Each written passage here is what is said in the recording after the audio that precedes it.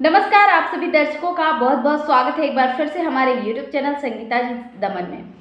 दोस्तों, लोकसभा चुनाव को लेकर जिस तरह से चंद्रशेखर आजाद उर्फ रावण अपने लोकसभा चुनाव की तैयारियों में जुड़े हुए हैं।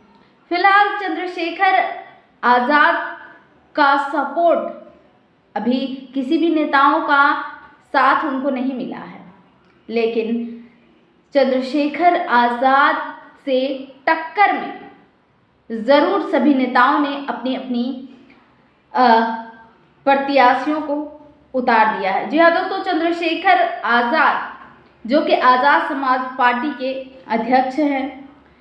दोस्तों, चंद्रशेखर आजाद, मैं आपको बता दूं, दलितों, शोषितों, अल्पसंख्यकों के मसीहा कहे जाने वाले चंद्रशेखर आजाद रावण, जो कि जमीनी स्तर पर रहकर दलितों के बीच में उनका साथ, सपोर्ट, उनका आवाज उठाते हैं।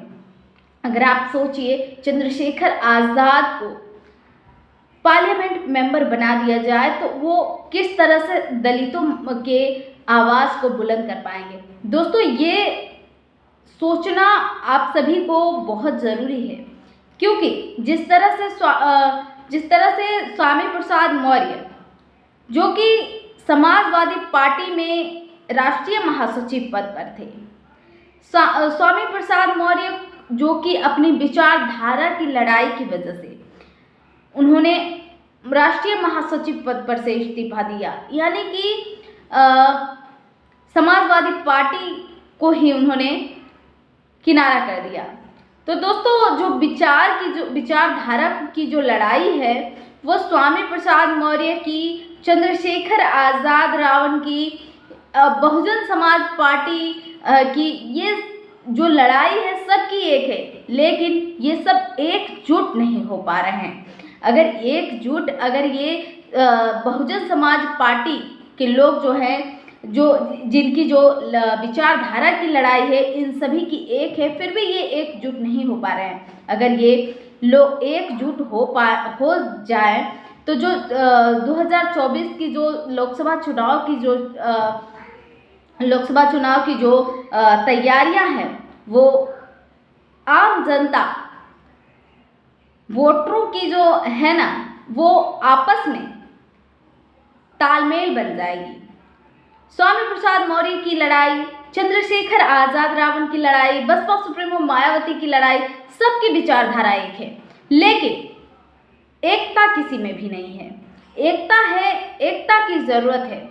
दोस्तों, आने वाले अगर चुनाव में बहुजन समाज को, दलित चेहरा को जिताना है, तो ये जरूरी है कि इन बहुजन समाज पार्टी के जो लोग हैं, जो डॉक्टर बाबा साहब भीमराव अंबेडकर के विचारधारा के जो लोग हैं, उन सभी में एकता आना बहुत जरूरी है। जी हाँ दोस्तों, तभी दलित चेहरा प्रधानमंत्री बन सकता है। फिलहाल दोस्तों, जो चंद्रशेखर आजाद रावण हैं, उनके खिलाफ बहन कुमारी मायावती जी ने नगीना सीट से आकाश आनंद को उतारने का फैसला लिया है। तो दोस्तों, देख सकते हैं कि किस तरह से बहुजन समाज पार्टी के लोगों में फूट है। ये वोटरों में बंटवारा है एक तरीके से, जो बहुजन समाज पार्टी के लोगों के लिए कंफ्यूजन पैदा कर रहा है, आम वोटरों के लिए कंफ्यूजन पैदा कर रहा है। अगर 2 वोट बहुजन समाज पार्टी में जाती है, 2 वोट चंद्रशेखर आजाद के पास जाती है, तो ये 4 वोट आपस में दो दो करके बट जाएंगे। अगर ये दोनों एकजुट हो जाए तो दोनों के पास एक इकट्ठा 4 वोट जाएगा। तो दोस्तों, जिस तरीके से मैंने एग्जाम्पल में आपको समझाने का काम किया है, ये बहुत ज़रूरी है। ये लोकसभा चुनाव में अगर महंगाई, बेरोजगारी के खिलाफ अगर आवाज़ उठाना है, तो ये एकता बहुत ज़रूरी है। तो दोस्तों, आपकी क्या राय है, हमें कमेंट सेक्शन में ज़रूर बताइए। फिलहाल जो बहुजन समाज पार्टी में एकजुट होने की जो चीज़ें हैं, वो बहुत ज़रूरी है। एकता आना बहुत ज़रूरी है, क्योंकि जहाँ एकता नहीं है, कहते हैं एकता में ही ताकत है, एकता में ही बल होता है। अगर बहुजन समाज पार्टी डॉक्टर बाबा साहब भीमराव अंबेडकर की विचारधारा के जो लोग हैं वो एकजुट हो जाए तो किसी को भी हरा सकते हैं, क्योंकि महापुरुषों ने ये नारा दिया था, 100 में 90 भाग हमारा है, धन धरती और राजपाट पर 90 भाग हमारा है। तो दोस्तों, जिस तरीके से 90% लोग हार रहे हैं और 10% के लोग जीत रहे हैं, ये किस चीज़ की वजह से? एकता की वजह से। हम सब लोगों में एकता नहीं है। हम सब लोग अगर एकजुट हो जाएं तो किसी की ताकत नहीं है कि हम सबको हरा सकती है।